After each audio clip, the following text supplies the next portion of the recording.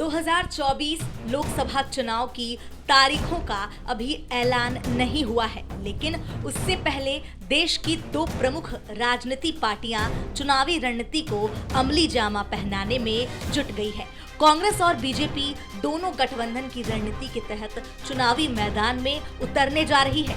दोनों दलों के गठबंधन में कई गांठ हैं, कई विवाद हैं, लेकिन कांग्रेस और बीजेपी अभी तक उस गांठ या कहे कि समस्या का समाधान नहीं निकाल पाए हैं। बात अगर विपक्षी गठबंधन की करें तो उसके सामने बंगाल, झारखंड, केरल, बिहार, पंजाब, जम्मू कश्मीर, महाराष्ट्र में सहयोगियों के साथ सीट बंटवारे की समस्या आ रही है। बंगाल में तो ममता बनर्जी ने अकेले चुनाव लड़ने का ऐलान कर दिया है। केरल में वायनाड सीट पर वाम दलों ने राहुल गांधी के खिलाफ उम्मीदवार खड़ा कर रखा है।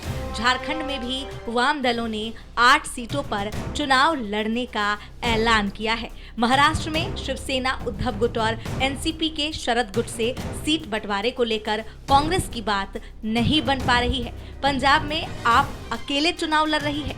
कश्मीर में भी उसकी घटक दल से बात नहीं बन पा रही है।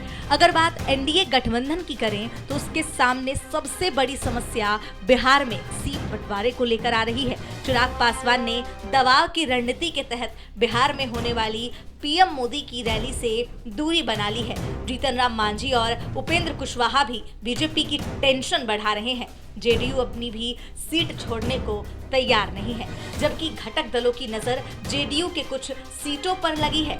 महाराष्ट्र में भी बीजेपी, शिवसेना, शिंदे गुट, एनसीपी, अजित गुट के बीच बात नहीं बन पा रही है। ओडिशा में भी बीजेपी और बीजेडी में बात नहीं बन पा रही है। दोनों दल ज्यादा सीटों पर अड़े हैं। आंध्र प्रदेश में भी बीजेपी, टीडीपी और जनसेना के बीच सीट बंटवारे पर समझौता नहीं हो पाया है। बीजेपी और टीडीपी का कहना है कि तीनों दलों में सीट बंटवारे का फॉर्मूला तय हो गया है, लेकिन हमें ये ध्यान देना होगा कि अभी तक सीट बंटवारे का आधिकारिक ऐलान नहीं हुआ है। कांग्रेस और बीजेपी अपने अपने गठबंधन की समस्याओं को सुलझा नहीं पा रहे हैं, लेकिन एक दूसरे पर निशाना साधने से भी नहीं चूक रहे हैं। सोनिया, राहुल गांधी का, भानुमति का कुनबा लगातार बिखर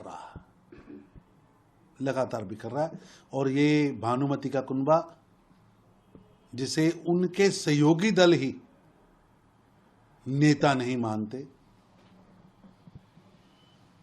वो आगे नहीं बढ़ सकता और ये बिखराव तय है।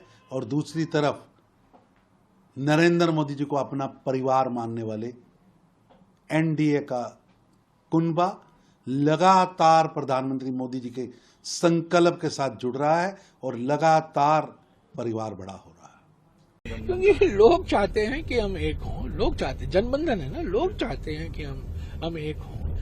और पहले तो प्रधानमंत्री कहते थे, अरे यार ये तो इंडिया है, इंडिया क्या है, मैं अकेला काफी हूँ, सब लोग मेरे खिलाफ खड़े हो गए हैं। और अगर आप आज देखिए, बीजेडी के पीछे भाग रहे हैं, चंद्रबाबू के पीछे भाग रहे हैं, पवन कल्याण के पीछे भाग रहे हैं, अकाली दल के पीछे भाग रहे हैं। वो गठबंधन एनडीए को फिर से जीवित करने में लगे हुए हैं।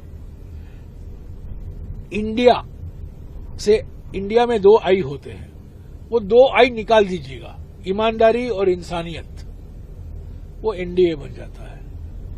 INDIA से पहला आई और चौथा आई निकाल दो तो एनडीए बन जाता है ना। तो इंसानियत और ईमानदारी दोनों निकाल दो, एनडीए बन गया। तो यही है ना 2024 की चुनाव, इंसानियत और ईमानदारी, ये हमारे मुद्दे हैं। चुनाव आयोग जल्द लोकसभा चुनाव की तारीखों का ऐलान कर सकता है, पर जिस तरह दोनों गठबंधन लाख कोशिशों के बावजूद सीट बंटवारे की समस्या को हल नहीं कर पा रहे हैं, उससे कार्यकर्ताओं के साथ जनता में कंफ्यूजन पैदा हो रही है। साथ ही इसका असर दोनों गठबंधन की तैयारियों पर पड़ रहा है।